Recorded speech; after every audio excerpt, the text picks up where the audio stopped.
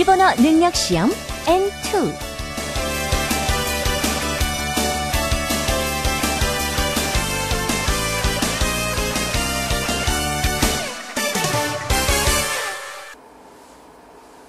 미나상 konnichiwa.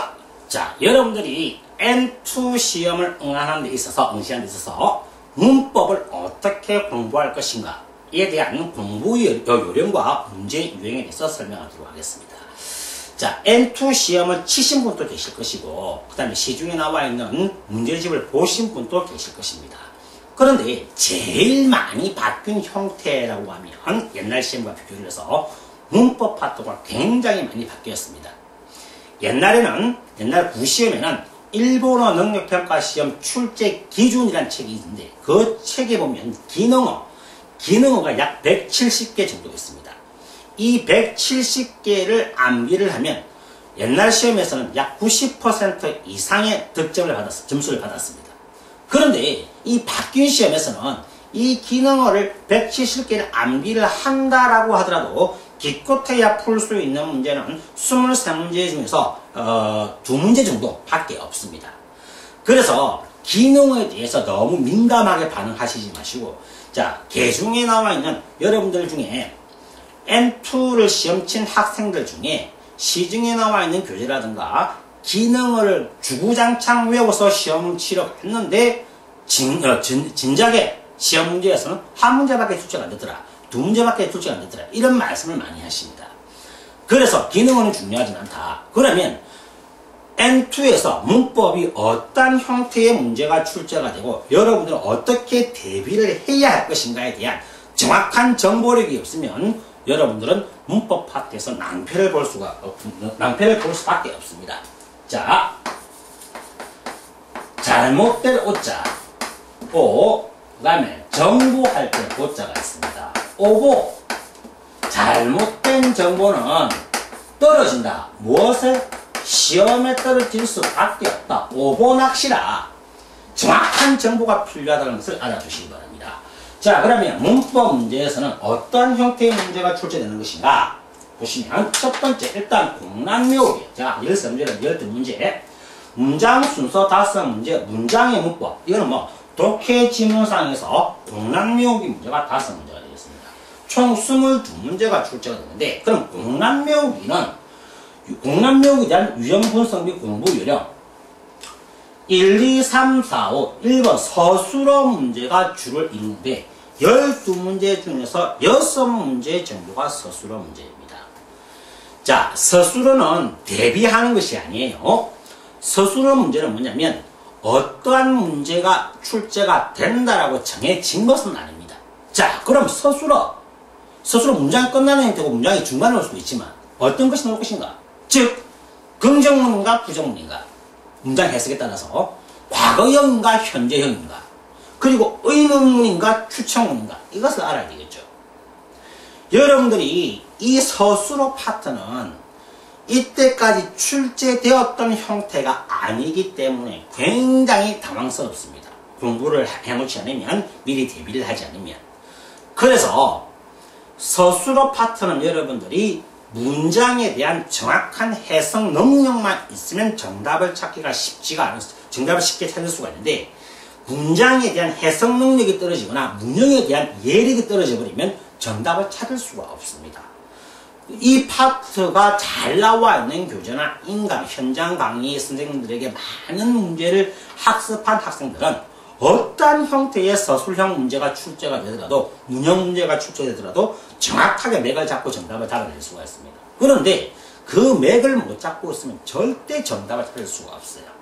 아시겠죠? 서술어 파트가 굉장히 중요하다. 그래서 제가 문자 어휘에서 파트 1, 파트 2 한자를 많이 아는 것도 중요하지만 독해 지문을 통해서 문형을 파악을 하고 문장 해석 능력을 기르면 문자 어휘는 저절로 따라올 뿐만 아니라 문법 파트의 파트 1도 따라올 수밖에 없다라고 설명해 드린 것입니다. 아시겠습니까? 파트 2 부사. 자, 선생님, 부사가 되면 문자 어휘 파트에서 출제가 되는 것이 아닙니까?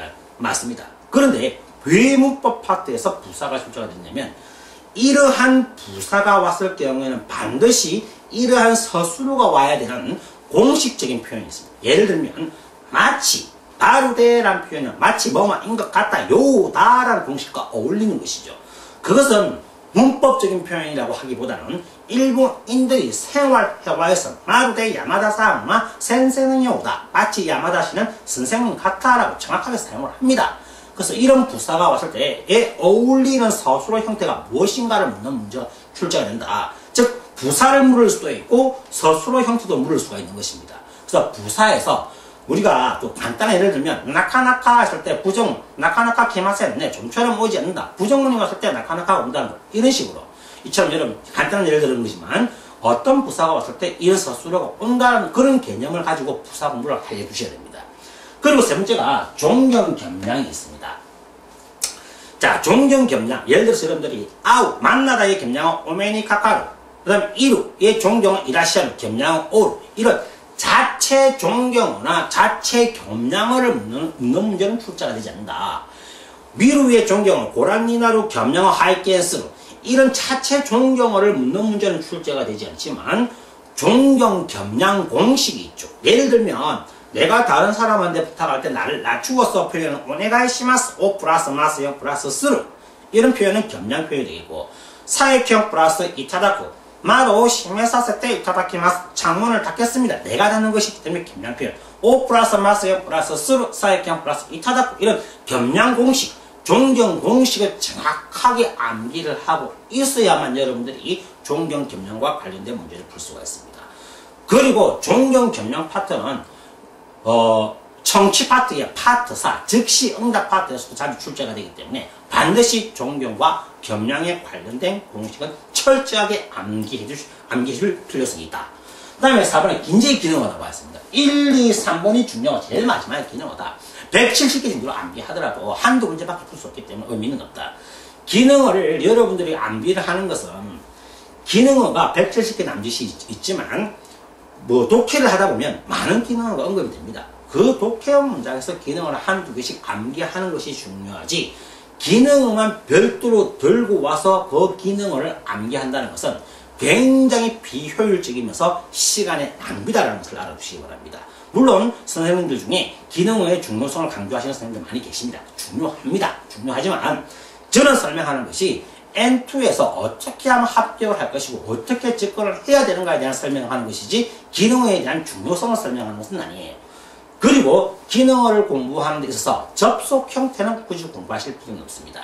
구시험에서는 자루오 에나이, 뭐뭐 해야만 한다, 뭐뭐 할 수밖에 없다. 이 자루오 에나이라는 표현은 동사 부정형이 붙는다. 가야만 한다, 갈 수밖에 없다. 이카 자루오 에나이라는 표현을 할 때 이카를 묻는 문제가 출제가 되었습니다. 그런데 바뀐 시험에서 굳이 접속 형태, 동사 마생인지 뭐 가능형인지 의지형인지 뭐 종지형인지 현재형인지 이것을 묻는 문제는 출제가 안 되기 때문에 여러분들이 굳이 접속 형태까지는 공부하실 필요가 없는 것입니다. 왜 그러냐? 바뀐 시험은 커뮤니케이션 능력 시험이다. 일본인과 대화를 할 수 있는 능력 시험. 이 말은 여러분들이 예를 들어서 가야만 한다라는 표현할 때 이카자루오 에마생 이렇게 표현해야 되는데 여기서 이쿠자루오 에마생이라 하더라도 상대방 일본인은 말을 알아듣는다는 것이다. 이 말은 뭐 커뮤니케이션 능력, 정확한 문법적인 개념을 몰라도 일본인은 알아듣기 때문에 그래서 접속 형태는 시험지에 출제가 되지 않는다. 물론 접속 형태를 알아두어야만 여러분들이 나중에 N1에 올라갔을 때 그리고 전공 학생들 그리고 일본어를 직업으로 삼는 학생들, 여러분들 중에서 정확하게 표현을 할 수가 있고 문장을 만들 수가 있는 것은 중요합니다. 하지만은 그것을 주구장창 정확하게 암기하시는 것보다는 문장을 통해서 자연스럽게 습득하는 것이 낫다라고 하는 것입니다. 다섯 번째가 조사 혹은 수동 사역입니다. 자, N2 학생들 많은 공부를 했지만 수동과 사역 수동에 대해서 정확하게 캐치를 못하고 있습니다. 이번 기회에 여러분들이 수동과 사역 수동에 대해서 정확하게 캐치를 하고 계셔야만 문법 문제의 한 문제를 풀기 위한 것이 아닌 수동, 사역, 수동은 일본어 문법에서 좀 어렵다고 하는 손꼽히는 문법 중에 하나입니다. 정확하게 암기를 하고 있어야만 문법 파트를 쉽게, 공남요기 파트를 쉽게 정복을 할 수가 있는 것입니다. 자, 그 다음에 문장 순서와 관련된 문제가 5문제가 나오는데 1, 2, 3번 원칙을 정확하게 알고 있어야만 여러분들이 문제를 푸는데 어려움이 없습니다. 제가 간단하게 문장을 한번 써보겠습니다. 교와 오늘은 기노열이 어제보다 비가 아메가 닭상 훗다 많이 내렸다라는 표현이 있습니다. 자, 이 표현에서 오늘은 어제보다 아메가 닭상 훗다. 자, 보시기 바랍니다. 아메가 할 때 이 아메가 단어, 아메가 조사, 훗다 서술어가 되겠죠. 반드시 모든 문장은 단어, 조사, 서술어로 구성되어 있습니다. 그래서 보기 1, 2, 3, 4 그다음 문장상에서 어떤 단어만 나와 있다. 만일에 보기 1번에 아메만 나가 있으면 아메 다음에 2, 3, 4가 있을 때 이 중에 조사가 있는 것을 찾아서 1번과 접속을 시켜야 된다. 반드시 단어, 조사, 서술어라는 개념을 갖고 있어야만 여러분들이 문제 정답을 찾는데 어렵지 않습니다. 만일에 여기에 아메가라고 보기가 나와 있으면 훗다라는 서술어를 찾아야 된다. 그래서 이게 반드시 단어, 조사, 서술어가 왜 중요한 것을 제가 언급을 해드리는 것입니다. 아시겠죠? 그리고 단어, 조사, 서술어에서 서술어라는 것은 꼭 동사만 서술어가 아니죠. 탕가, 오이시, 빵, 단어, 가, 조사, 오이시, 서술어, 형용사도 서술어가 될 수도 있습니다. 그래서 여러분들 아셔야 되는 게 단어, 조사, 서술어로 구성되어 있기 때문에 모든 보기, 그 다음에 윗줄선 왼쪽에 있는 문제에 나와 있는 단어, 조사도 서술어를 접속시켜야 된다는 거. 반드시 단어, 조사, 서술어, 단조스라는 개념을 외우셔야 됩니다. 그리고 두 번째, 기본 문법이라고 나와 있습니다. 자, 기본 문법. 자, 간단하게 설명하자면 명사 플러스 명사는 노가 들어가고, 형용동사 플러스 명사는 나가 들어가고, 형용사는 명사를 바로 접속하고, 동사도 명사를 바로 접속을 합니다. 여기서 중요한 것은 여러분들이 하셔야 되는 게 동사가 나왔을 때 예를 들어서 비가 내렸다, 아메가 훗다라고 문장이 끝나죠.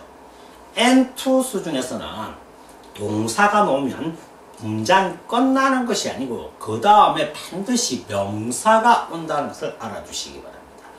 예를 들면 비가 내리는 날 했을 때 아메가 후르가 비가 내리다, 날은 희가 되겠죠. 그래서 아메가 후르히니마 비가 내리는 날에는 했을 때 보기에 아메가 후르가 나와 있다. 그러면 뒤에 반드시 명사가 온다는 것을 알아두시기 바랍니다.